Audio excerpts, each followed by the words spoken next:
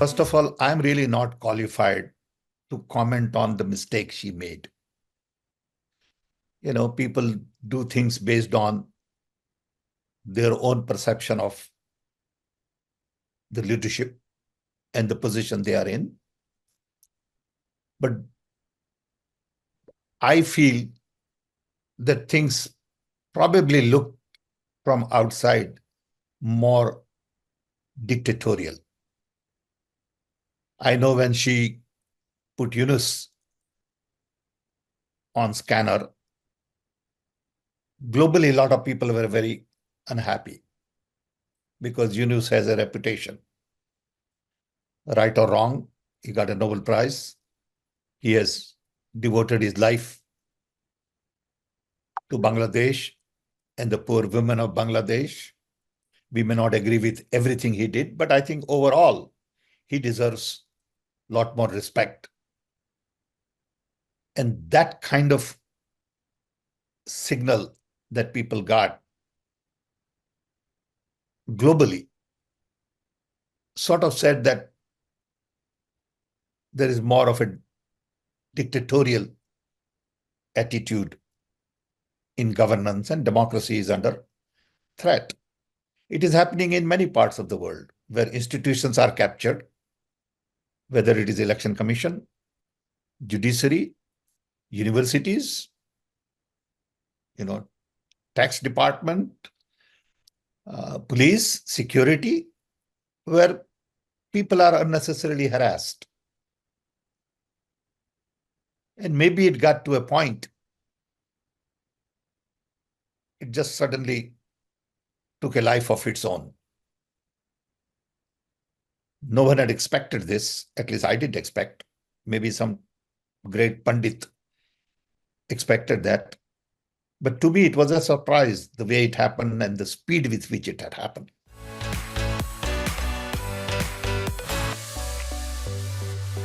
I agree with him and everybody, including Yunus, that everywhere you need to be concerned about minorities. We should be concerned about minorities in India as well. Okay, so I think it was a right call, and I respect that. Nowhere minorities need to be treated, with fear and concern. And I think Yunus has clearly said that he will work towards.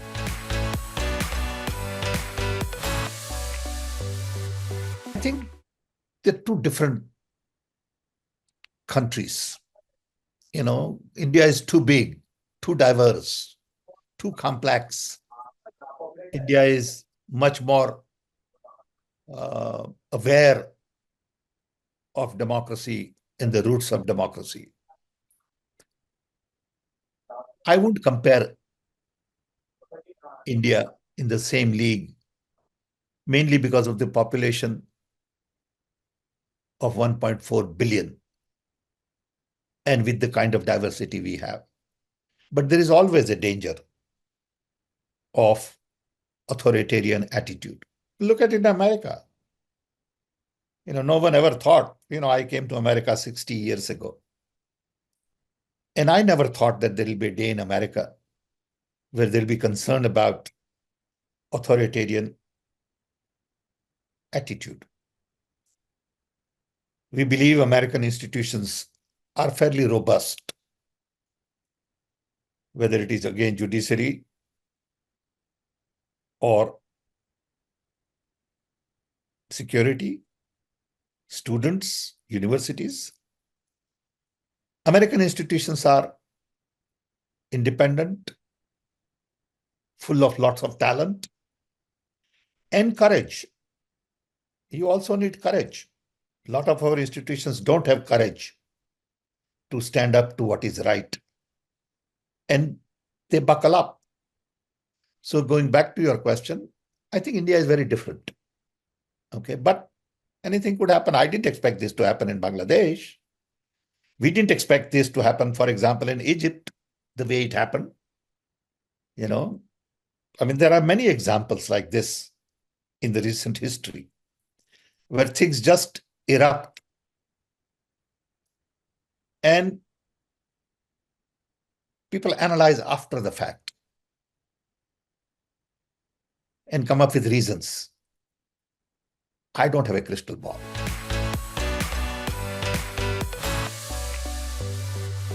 It is for India to decide.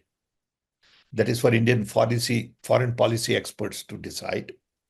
But we have had good relationship with Bangladesh. I think something should be worked out where everybody is happy. Bangladesh government is happy, Indian government is happy, and Sheikh Hasina also has a way to move on. Okay. We don't want any further disturbance. It is in the interest of Bangladesh and India and all the neighbors to make sure that Bangladesh gets back to normal situation as soon as possible, where peace will prevail, people will get on to their work, economy will function the way it has been functioning, and in the process, there is no violence. Okay. So if Sheikh Hasina has to be in India for a while, I'm sure, it will be okay and people will work things out. I have confidence.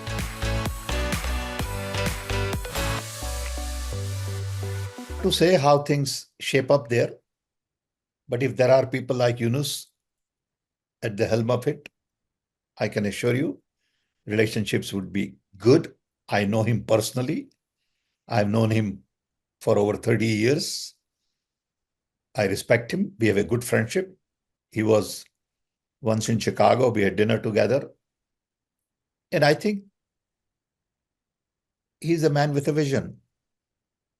He's in many ways well respected world over.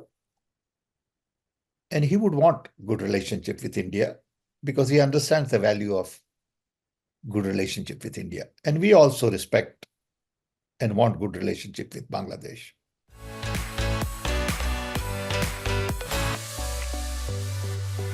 Not possible to have one election in India because we have 30 states. It's just not practical. See, the whole idea today is that some people want uniformity, while India stands for diversity. There cannot be uniformity in India. India thrives on diversity. Okay. So there'll be multiple elections, there'll be multiple ways of doing things. There are multiple languages, there are multiple cultures, there are multiple, views. Okay. That's what India is. So don't force on India uniformity. It doesn't work.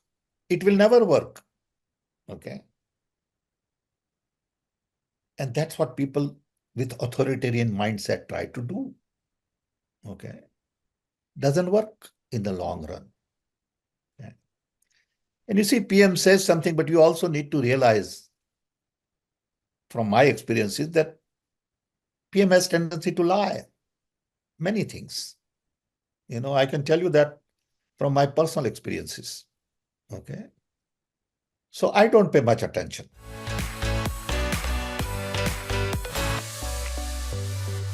A complex question. We discussed this at length during National Knowledge Commission while we were discussing issues on higher education. The bottom line is we need to lift large number of people from the bottom of the economic pyramid who are also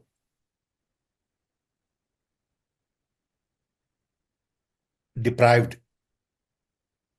in many ways in jobs, education. And our priority has to be to lift them. And it's going to be painful. It's not easy. I mean, in America, we find that with the situation of, minorities. So it's a battle. Inequality and exclusion is a challenge because you can't make everybody happy. Yeah. It is unfortunate that in India, you have an added dimension of caste. I'm supposed to be OBC. I'm son of a carpenter. Didn't bother me. I didn't care. I'm not part of this whole thought process about Brahmins and non-Brahmins, and I don't give a damn, personally. Okay. But in general, society cares about these things. So it's our job to lift people. A simple way to look at it is how many Dalits are vice chancellor of the universities? How many OBC people are in key positions in the banks, in government offices? Like Rahul Gandhi has been saying that 10% of the top people control 90% of the best jobs. That has to change. Okay. You can't go on like this. Nobody talks about the fact that telecom revolution was brought into India by OBC. No one says that. I don't want to say it in that way. To me, it's not about OBC or non-OBC. But the point is, how many people are given the opportunities? There's a lot of talent. Don't underestimate the talent. They may not have degree, but they are artisans. They are craftsmen. They are musicians, and they do most of the work. They construct things, but they don't get the due respect and due share of the economy. I get a lot of Vishwakarmas coming to me and complaining that, sir, we are at the bottom. We don't have wealth. We do all the work. We create buildings, but we get only the wages. Okay. So in our society, there is a lot of work ahead of us to equalize. It will never be equal. But you got to lift large number of people. And it's not going to be easy. As soon as you give opportunity to Dalits, somebody is going to say, hey, wait a minute, I'm talented, I'm deprived. Yeah, it will happen. Too bad. Okay, I don't like it. But that's part of the progress we have to recognize. Yeah. So you got to give more preference, quotas, and all that to Dalits, minorities, tribals, OBC, and others. You got to do that.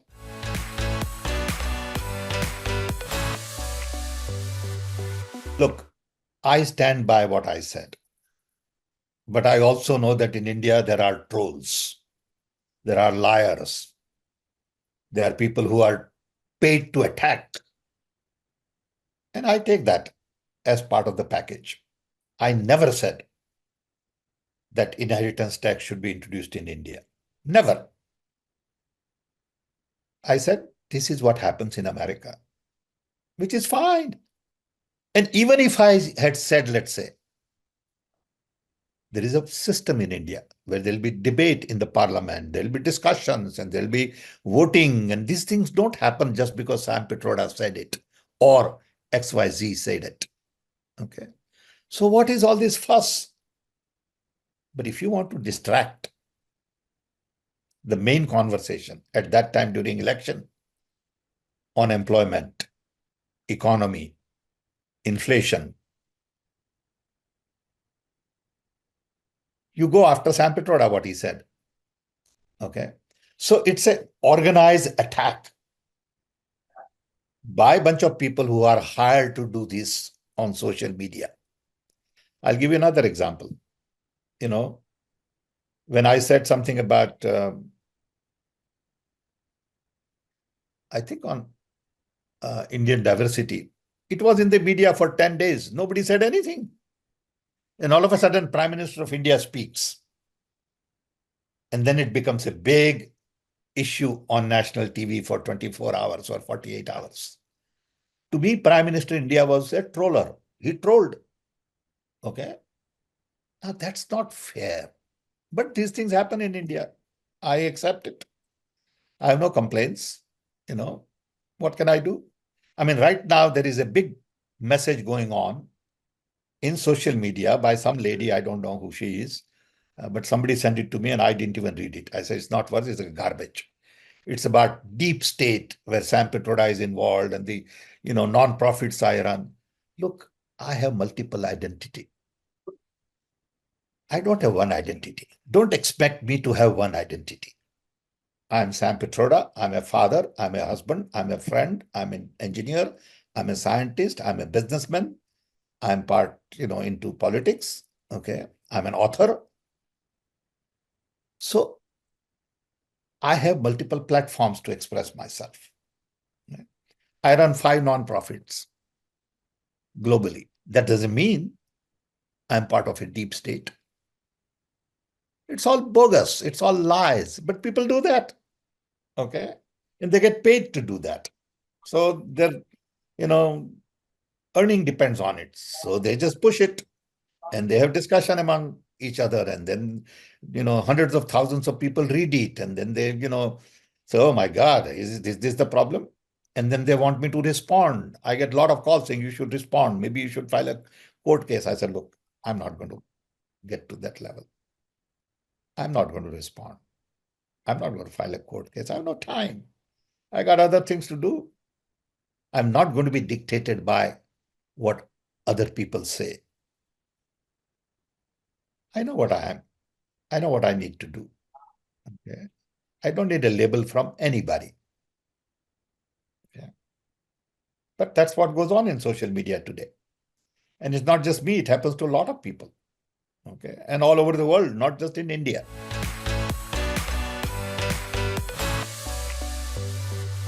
I'm not really legal expert on this. You need to ask this to some of the legal people. I do believe in equality. I do believe in diversity. I do believe in inclusion. These are broader concepts that I believe in.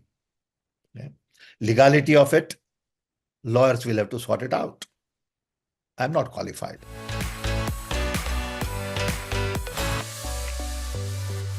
I would urge people to come out in large number to vote. I would like people to realize that this is their way of putting their stamp on what kind of Kashmir they want. They have to make special effort.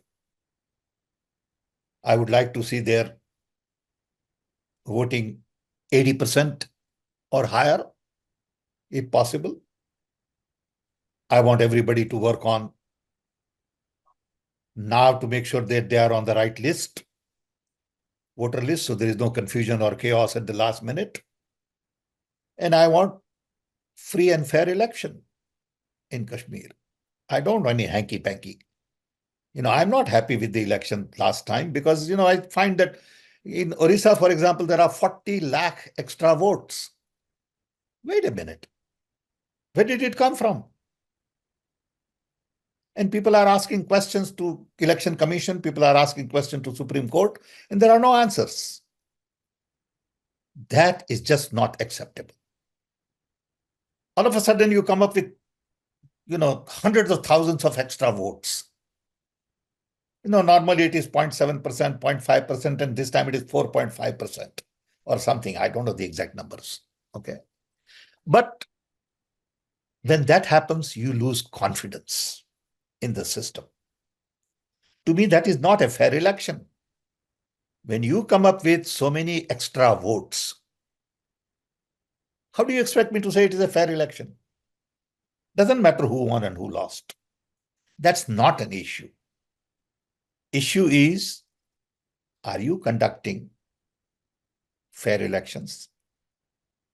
But in India, if you question Election Commission, people say, oh, come on, that's, not right. Of course it is right. It's my job as a citizen to question. You have to find an answer. You can't question me. I can question you as an Election Commission. Yeah. Why did you find so many extra votes? Explain to me. Nobody is saying it. Nobody is paying any attention to it. So my request would be, watch at every booth. Count number of people who vote. Tally it to make sure that election commission at the end doesn't come up with more votes.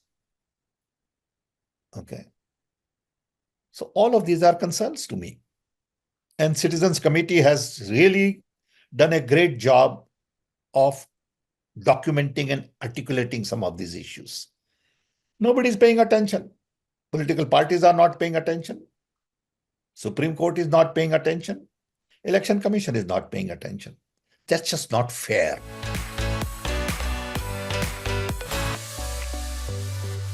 It's too early to say about his visit. We have been working on it.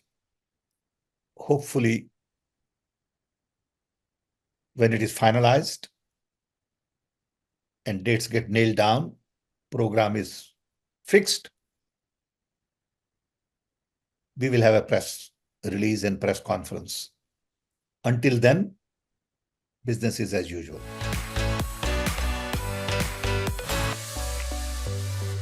First of all, that's wrong. I was there with Rahul Gandhi all the time. Okay? But people lie. See, in India, lie is a very simple thing. I remember, I'll give you one example. Jim Corbyn, the earlier leader of the Labour Party, is a friend of mine, and he and I decided to have tea at Hilton Hotel. So we had a tea, we had a good conversation because I know him. And then Rahul Gandhi stopped by because we were going out. So in the lobby, there's a little picture taken of three of us, where he's in the middle, Rahul on one side, I'm on the other side. That picture was shown all over. In India, some people started projecting that picture as Sam Pitroda and Rahul Gandhi meet, chairman of BBC. I mean, come on. How can you say that? And it was just shown all over. But poor people in India don't know who is this white guy. So they believe it is chairman of BBC. He is not a chairman of BBC. So this kind of misinformation goes on and on and on. So I don't pay any attention to these kinds of people. It's wrong. Totally wrong. Then they went after Soros. Sam Pitroda met Soros. They're all bogus. Rockefeller Foundation, Ford Foundation. Come on, have some sense. But people don't, because they get paid to lie. Okay, they get, I'm sure an award, if you lie more. So what do? You live with it.